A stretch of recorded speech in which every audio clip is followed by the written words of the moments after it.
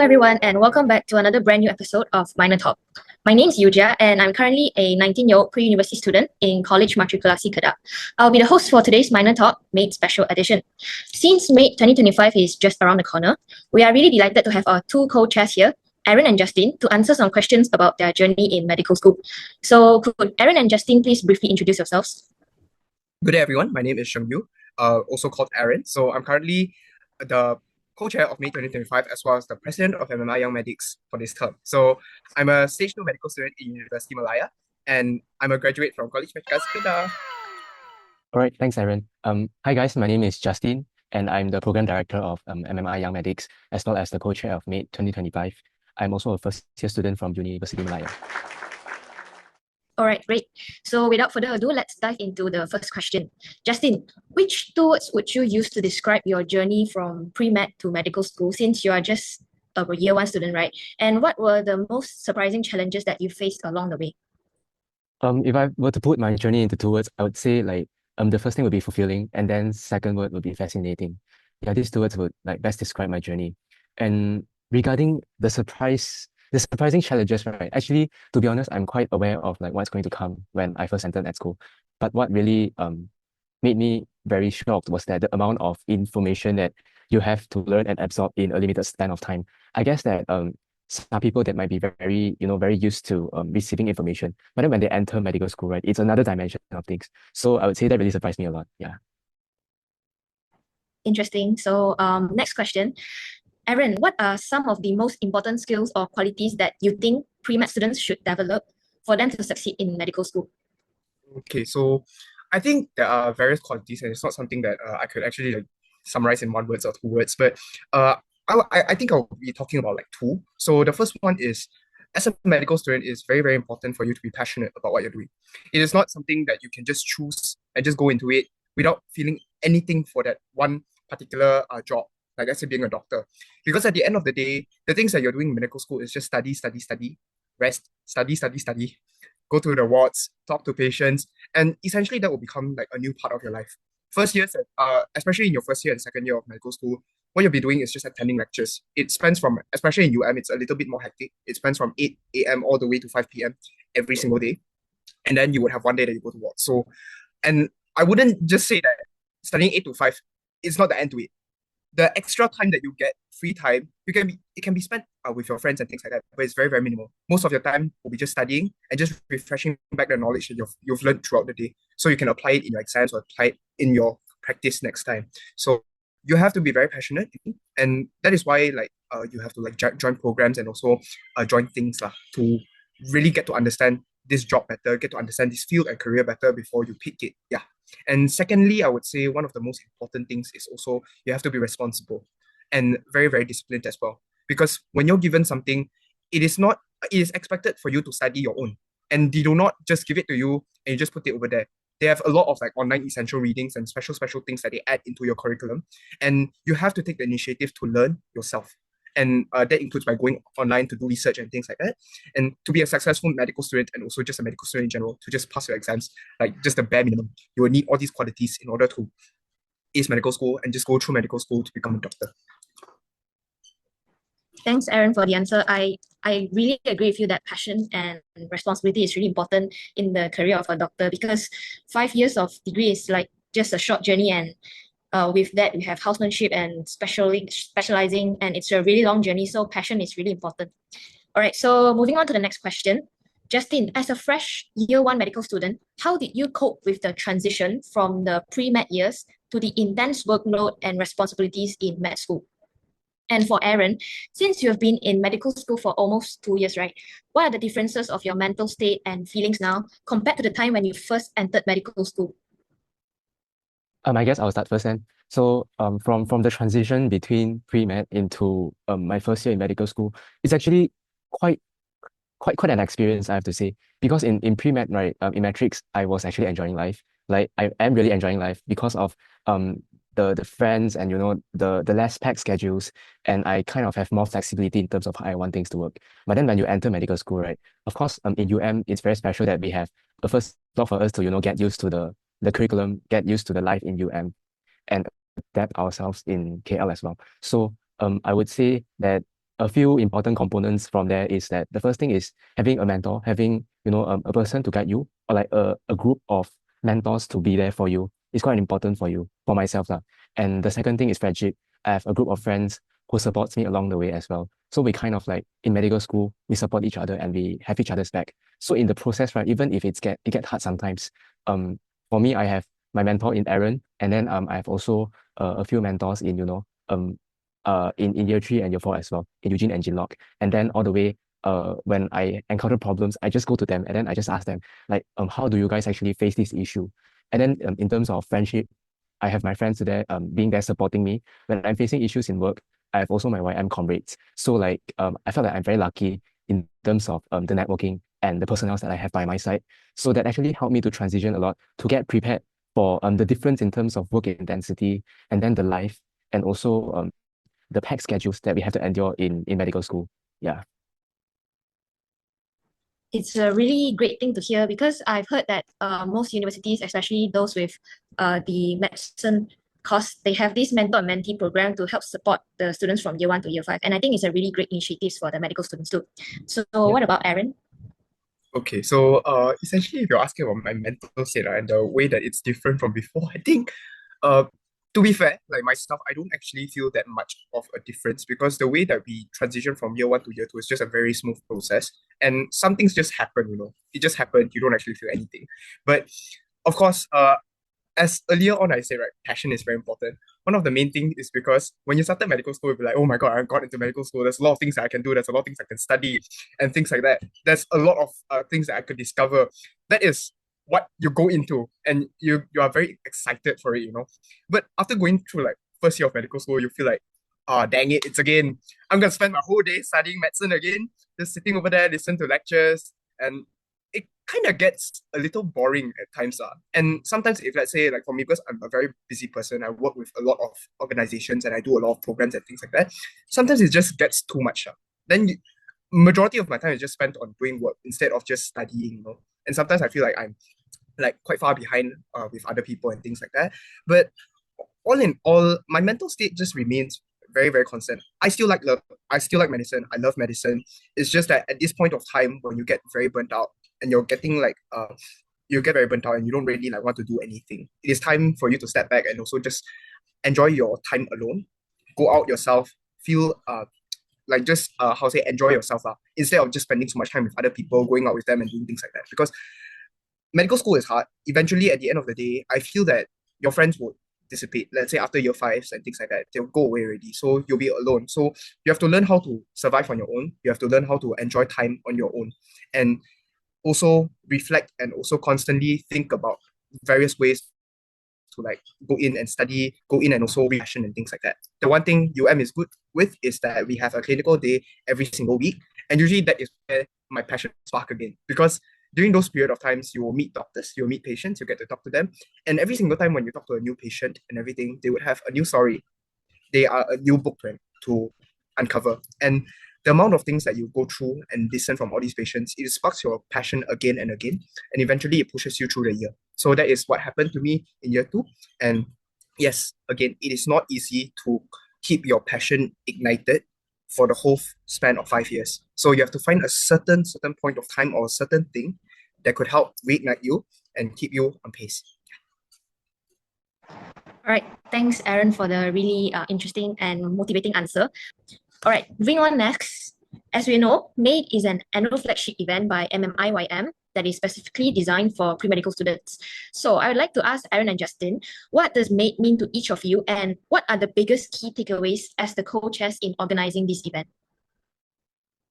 Yeah, I guess I should go first. I have to say that making an informed decision, this event itself means a lot to me because I think it is my very, very first event since I entered YM last year. I mean, it's the very first event of every tenure. So like I felt that I have so much to give back, because I once was the benefit I once benefited from this event. So once I have the ability to kind of contribute back in more ways that I can, then and plus when I first got offered the position of program director of MMI Young Medics, I'm automatically the co-chair of Making Informed Decision 2025.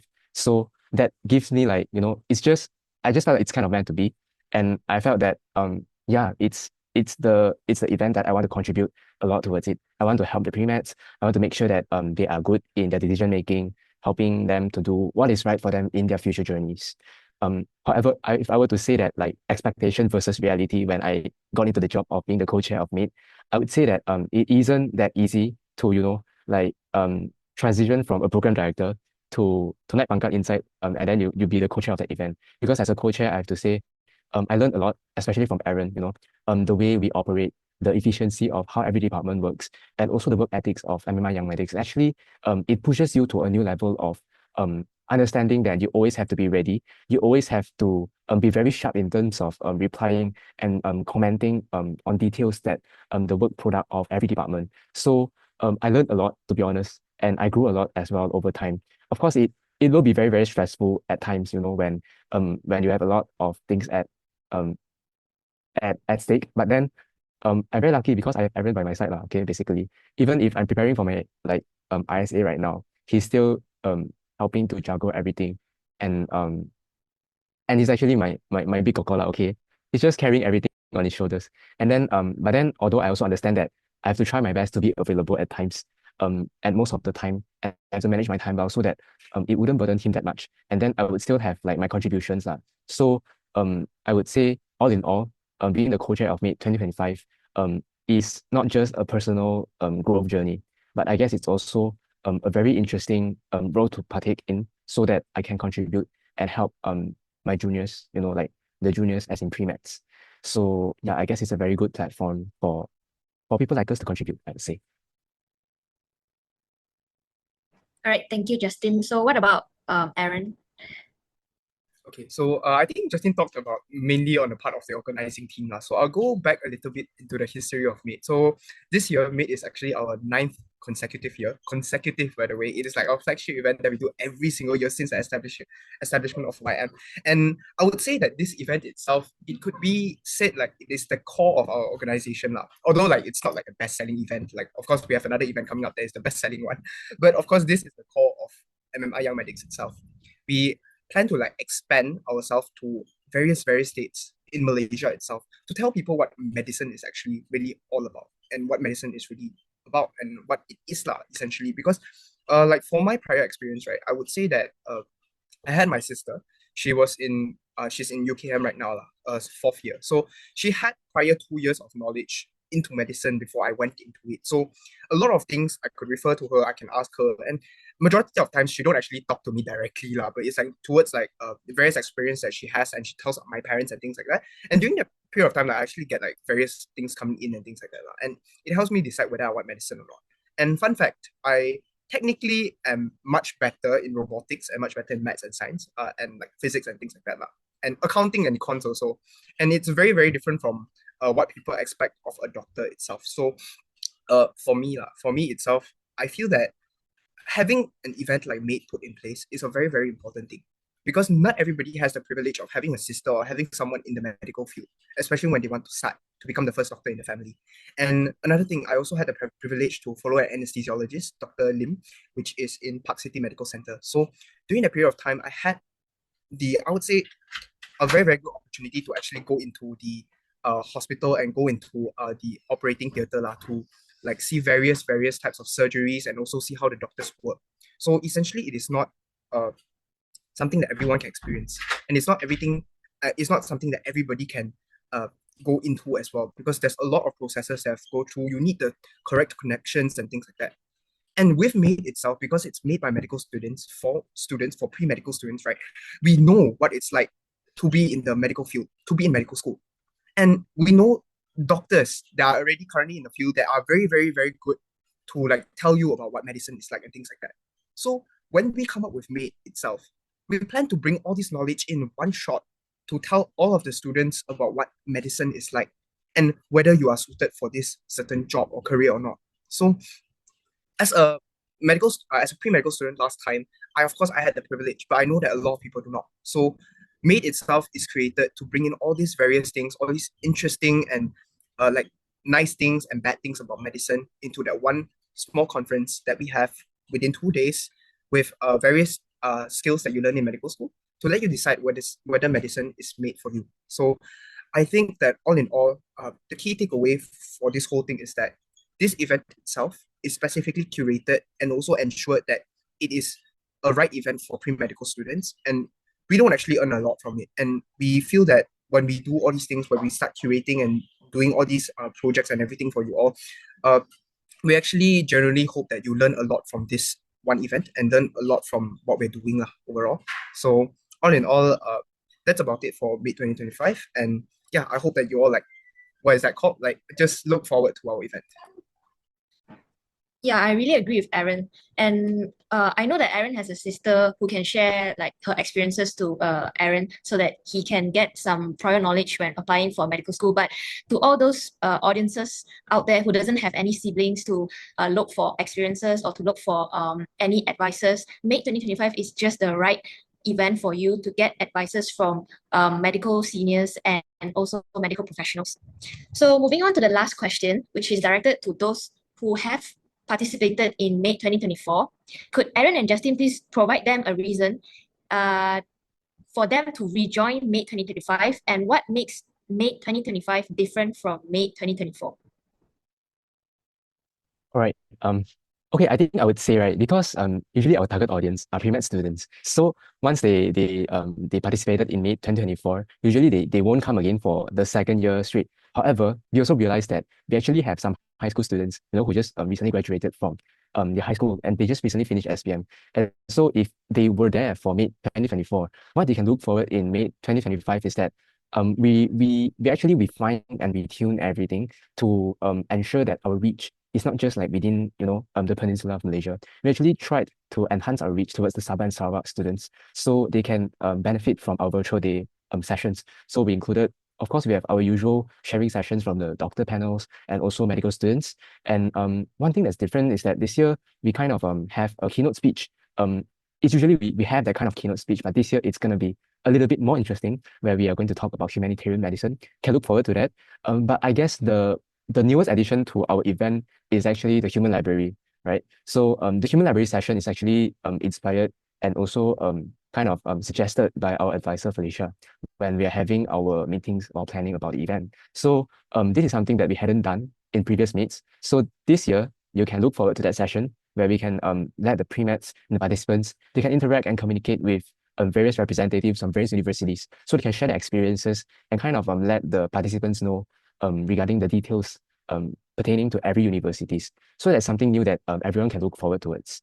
And so yeah, clinical skills wise, I think I'll leave something for Aaron to say also so that so that like because we actually retune and refine everything to ensure that we bring a better experience, a more fantastic experience, immersive one for the participants. So when they go in, right, they can really experience a day in the life of a medical student. And if they felt like that is the way that they want to live for the coming 5 years to finish the degree and continue the journey as a medical practitioner, then I would say, of course, medicine is for you. But if not, it wouldn't do something bad, to just partake in such a fantastic experience. So I guess I'll just pass to Aaron to elaborate the other sessions. Okay, so for me itself, I think the one very, very, very big difference is that we actually changed from 1 day to 2 day for the event itself. And of course, like I said, we want to have further reach to Sabah and Sarawak. That's one of the main reasons why we did the online session. However, we actually found out that actually a lot of people don't have the privilege of traveling from a very far place to KL and to stay here as well. It's quite expensive actually. So when we did that, we actually thought about all these things and we decided to bring all the speeches to the first day itself so they could gain more knowledge from the doctors, especially from Dr. Tan and Prof. Aizura, which is two of the very, very, very great doctors that we have here in UM itself. Okay? And another thing that we had also is Dr. Ashok. So Dr. Ashok, he'll be talking a lot about your life outside of medicine. Technically not outside of medicine, it's more towards like, if you join as a doctor, it doesn't mean that your day will only be spent in the hospital itself. So when we brought him in, we just wanted to show people that how medicine is such a wide field. There's a lot of specialties you can go into, and there's a lot of new things that you haven't discovered before. You can go to war places to like help people in need and things like that. So this is the reason why we brought in like various a new keynote speech talking about things like that.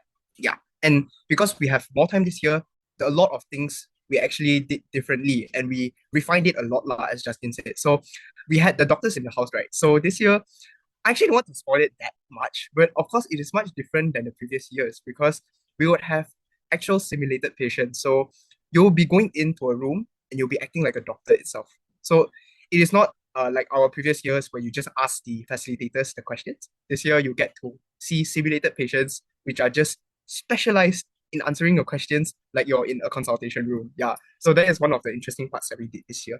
And other thing like triage and things like that, we decided to open more stations this year in order to accommodate everyone, to have everyone to have a hands-on session. And because our committees were very supportive this year, a lot of the committees actually attack is going to MAID as well. So it means that we have more casualties and more time for you all to hands-on to try out the session on how to do a primary survey, a secondary survey, in order to treat a patient in need in a very, very short period of time. So that is one thing. And for clinical skills sessions wise, we added a new session also. Yeah, and I think that one, the new session itself, it will be quite interesting because the things that we're going to incorporate, it was suggested by Perseap also. And I think, I don't want to spoil it too much. I seriously don't want to spoil it too much, but it's like, later when you go into it, you would have this one very new session where you can do certain things and you can see if you're doing it right or not. Yeah, and things like that. And all of the sessions are very well curated. They are the things that we actually do in medical school. And we brought it firsthand to you, you know. So the 102 participants participating in May 2025, there's a lot of new things that you can learn, and you are learning it prior to going to medical school. So at the end of the day, when you enter medical school, our handbook itself, it could serve as your handbook in medical school. One. Second thing is that you will have prior knowledge and prior experience in it. So I'm very, very sure that you're going to really, really like it. And because these are the things that we are doing in medical school, it will help you to decide whether medicine is the right thing for you in the next 5 years. Yeah. So to all the 102 participants out there, do know that you are very lucky to be able to join MAID 2025 because from this event, you are able to get numerous benefits and takeaways. So do stay forward for our MAID 2025. And this brings us to the end of today's MAID special edition of Minor Talk. Once again, a huge thanks to Aaron and Justin for joining us today. If you'd like to watch more contents like this, make sure to like and subscribe to our channel. Until then, we'll see you in the next video. Bye!